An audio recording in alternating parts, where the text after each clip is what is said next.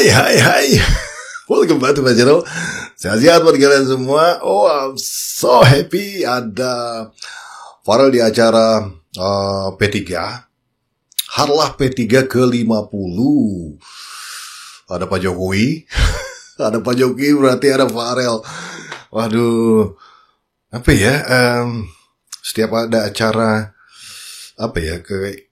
kayak gini, acara partai atau apapun yang dihadiri Pak Jokowi, sepertinya orang-orang yang mau mengundang Bapak Presiden ini mengupayakan menghadirkan Farel karena kayak ada chemistry antara si Farel ya, semenjak kehadirannya di istana yang sempat membawakan lagu Ojo Dibandingke itu kayak ada chemistry ya, karena di beberapa kesempatan tuh Pak Jokowi selalu menyempatkan untuk menonton Farel sampai dengan selesai. Ketika Farel selesai nyanyi, baru dia pulang. Misalkan kayak pastikan panitia udah ngasih tahu Farel akan nyanyi berapa lagu, karena setiap diperhatikan, memang setelah selesai si Farel menyanyikan beberapa lagu, barulah Pak Jokowi itu meninggalkan tempat acara. Oke. Apakah ini akan berlaku hal yang sama? Gue gak tahu. Karena ini baru lagu kedua ya. Lagu kedua. Oke. Ini lagu kedua dan ini reuni sih. Beneran ini reuni lagi. Jadi senang lihatnya. So with no further ado, let's jump to the video. Let's go. Ini dia anakku lanang.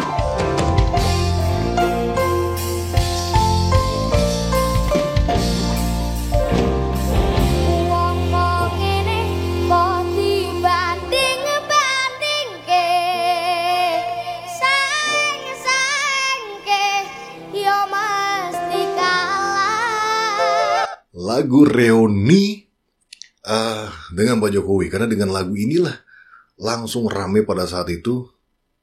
Kembali lagi, gue sih terima kasih banyak buat Pak Jokowi yang sudah mengundang Farel dan mengubah hidup Farel. Tidak hanya mengubah hidup Farel, tapi mengubah hidup banyak orang. Karena dari besarnya Farel ini banyak yang terangkat derajatnya, banyak yang terangkat rezekinya, termasuk gue ikut meliput juga sama, dan banyak YouTuber lain juga yang terangkat nama channelnya gara-gara meliput si Farel. Jadi dampaknya itu luas banget gitu loh.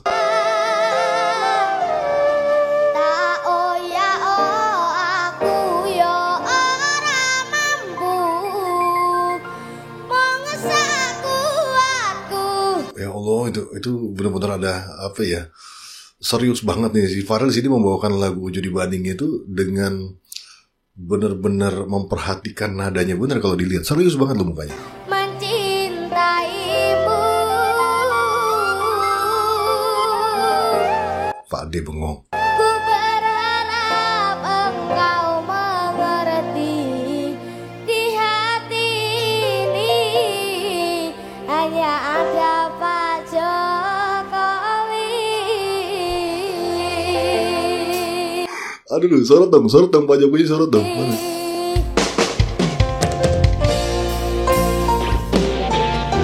Kameramennya kurang. Pas nyebut itu harusnya close up, lihat. Pengen lihat reaksinya Pak Jokowi ketika disebut namanya, atau minimal orang-orang yang di sebelahnya pasti senyum tuh, harusnya dapet tuh di situ tuh klimaksnya tuh. Aduh, Pak kameramen, Anda nggak tuning ya, harus di zoom dulu, dikasih lihat. Oh my god.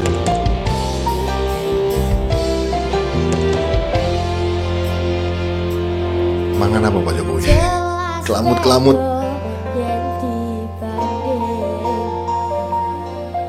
Oh, rendah.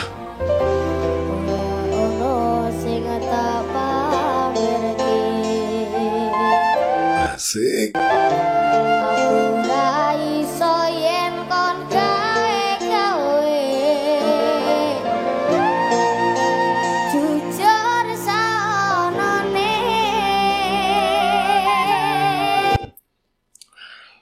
Benar-benar nih di sini beda ya. Vibe-nya itu beda.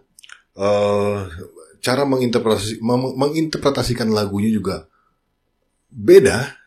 Di sini Farel terlihat begitu mencoba membawakan ini sebaik mungkin, karena lagu ini merupakan lagu reunite dia dengan Pak Jokowi. Dan sepertinya Farel ingin memberikan penampilan yang terbaik dengan suara yang terbaiknya. Ini kelihatan banget di sini dan Farel bisa melakukan hal itu.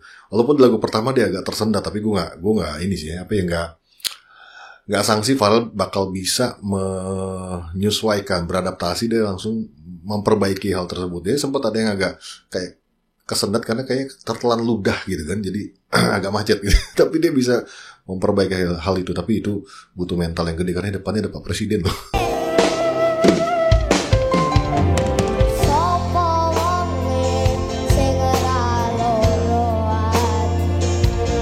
Mati, dalam banget itu, gue udah gak bisa itu.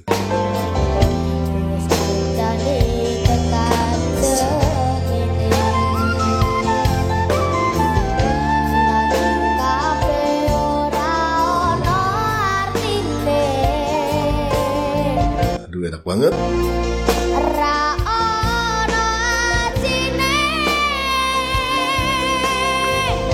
Asik.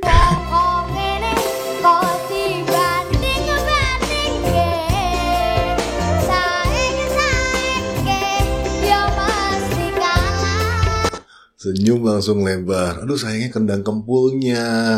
P3 kenapa nggak menghadirkan kendang kempul? Itu tadi nih harus udah masuk kendang kempul ini, bisa urakan gue.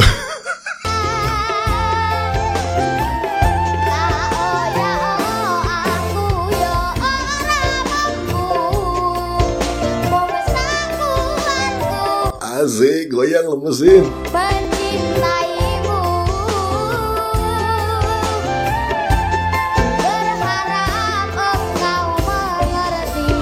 Tarik rel.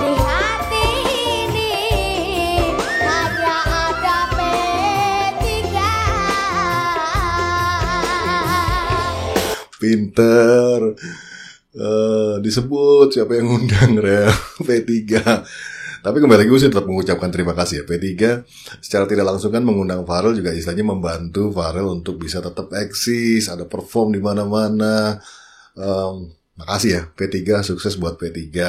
Boleh dong kasih support sama P3 ini, kita ngelihatnya bahwa dia undang-undang Farel gitu. Jadi senang P3. Terima kasih lah P3 ya.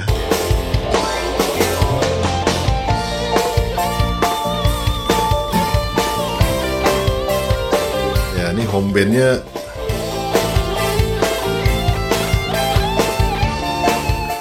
bukan spesial di dangdut kayaknya. Harusnya ada kendang kempulnya. Tapi ya oke lah. Bisa mengiringi Farel ya, lumayan lah ya. Walaupun kurang greget karena nggak ada kendang kempulnya, karena di sini harusnya masuk nih.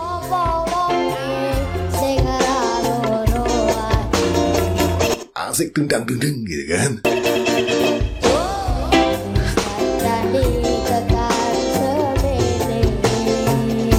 Ngeliatin itunya home band itu si Farel.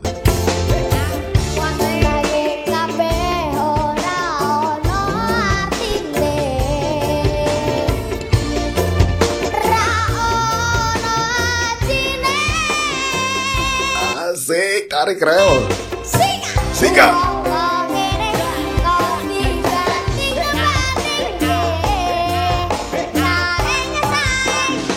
Ponaanku itu Depan Presiden.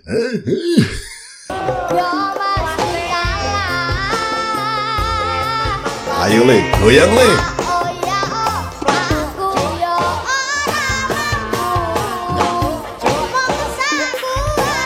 Wes, terjang aja le.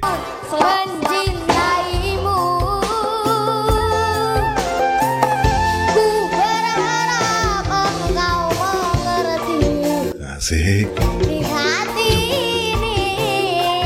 Senyum lagi Pak Jokowi.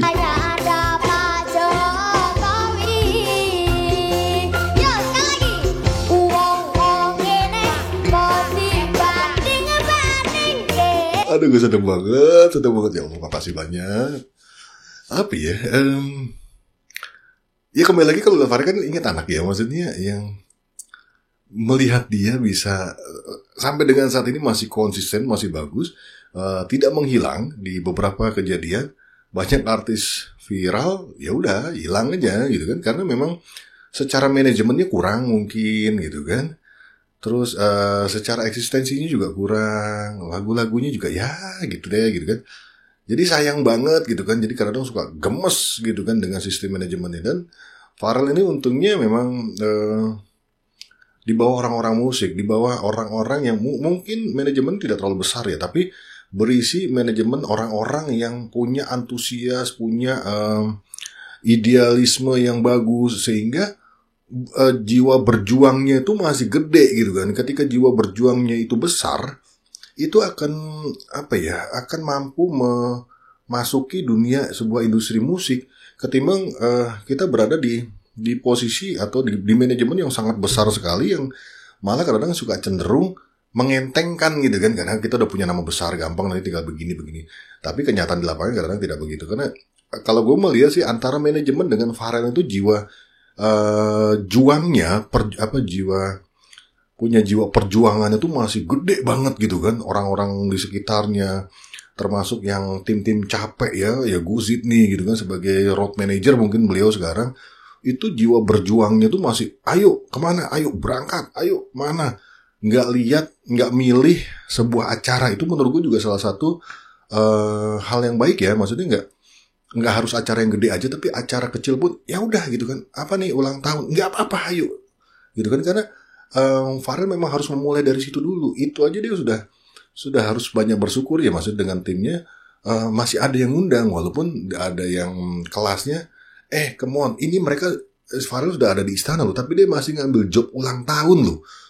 Karena mungkin bentuk satu mungkin ini untuk marketing, makin banyak dikenal orang. Ulang tahun sih memang, tapi adanya di pulau yang lain, ambil, karena orang di pulau itu mungkin ada yang belum mengenal Pharrell misalkan seperti itu. Jadi ada beberapa poin yang gue perhatikan, menurut gue itu adalah langkah-langkah jenius. Jadi tidak harus memilih jenis show yang besar saja gitu kan, project yang besar, tapi project yang kecil dia tidak pilih. Bahkan ada yang panggungnya sederhana pun dia datang gitu kan, private party dia datang, semuanya dia datangi, selama mungkin schedule jadwalnya oke ya. Kalau masalah bayaran sih gue nggak tahu, itu dapurnya mereka ya, tapi keren sih.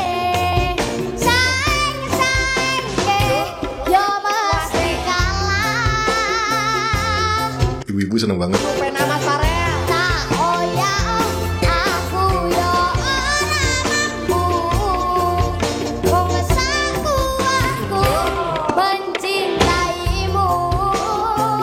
Wah, jamnya mahal itu kayaknya, Rel. Jam tadi mau rusak nih. Aduh, belum beli talinya.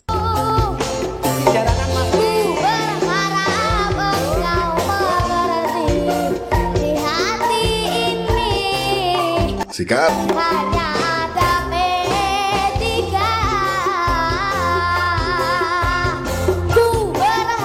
Mantep banget.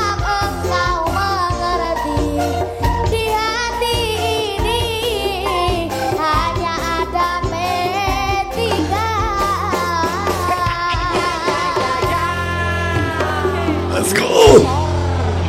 Keren. Oh my god. Oke, berarti masih sisa satu lagu lagi. Ayo dong, ramein ya. Kalau kalian nontonnya banyak, viewsnya banyak, gue bikin terus. Tapi tetap bikin sih. Karena memang ya kalau bicara Pharrell, fanatik banget sih enggak ya. Maksudnya ya sayang gue sama dia itu. Karena menurut gue dia worth it. Dan gue itu merasa bangga, senang karena mengikuti walaupun gak dari awal-awal banget ya, dari 17 Agustus gue inget ya, itulah pertama kali gue mengenal Pharrell, 17 Agustus malam, karena gue bikin itu sekitar jam 10-an lah kalau gak salah, jam 11 malam itu gue langsung gue upload gitu kan. Karena menurut gue ini lucu banget ya, maksudnya mukanya, mohon maaf ya Rel ya, maksudnya dulu Pak Ade terus terang sebagai penonton biasa nganggap ini anak deso nih gitu kan, mukanya itu kan masih rambutnya nggak cukuran, pokoknya masih kelihatan, mohon maaf banget, dari daerah gitu kan. Harus Pade akui gitu kan, kalau memang itu salah Pade minta maaf, tapi Pade melihatnya itu, wah ini anak dari desa ini kayaknya, kok tapi suaranya kok gitu ya tuh. Terus ngelihat dia bawa lagu Jawa dan wah keren sih, lagu Jawa kan selalu bisa bikin ambiar ya, dan itu berhasil menurunkan beberapa menteri untuk turun. Itu dari situ wah ini anak, ini punya sesuatu nih, punya something nih kan gitu kan. Dan betul aja konten itulah yang meledak gitu kan, dan ramai banget. Dan habis dari situ akhirnya jadi penasaran, wah kok penontonnya banyak ya gitu kan. Ada apa dengan anak ini? Oh ternyata sebelumnya viral, dan seterusnya, dan akhirnya sampai dengan sekarang. Jadi ngelihat itu kalau sampai dengan sekarang tuh masih senang, bangganya masih belum hilang. Dan mudah-mudahan Farel bisa tetap, jangan cepat-cepat dewasa, Rel. Jangan tergiur untuk menjadi dewasa. Jadilah Farel sebagai anak-anak. Karena disitulah poinnya gitu kan. Sesekali boleh Farel terlihat dewasa, tapi selebihnya jadilah Farel sebagai anak-anak, karena memang disitulah Farel tempatnya. Farel itu sebagai anak-anak, menjadi seorang anak-anak yang jangan takut buat salah. Kalau salah, Pak Ade siap nemenin. Kalau Farel membuat kesalahan, Pak Ade siap nemenin. Karena menurut Pak Ade wajar orang itu membuat kesalahan gitu kan. Dan kesalahan itu kan gini ya. Ada orang membuat kesalahan itu karena dia tahu tapi dia tetap melakukan. Ada orang melakukan kesalahan karena dia tidak tahu tapi dia melakukan. Nah, Farel mungkin adalah orang-orang yang dia tidak tahu bahwa itu salah tapi dia melakukan. Dia namanya anak-anak. Kalian aja netizen, tolonglah melihat sesuatu dari sisi yang positifnya dulu, jangan negatifnya dulu. Itu aja mungkin dari Pak Ade. Terima kasih buat teman-teman Farel lover. Follow. So is rap. Bungkus.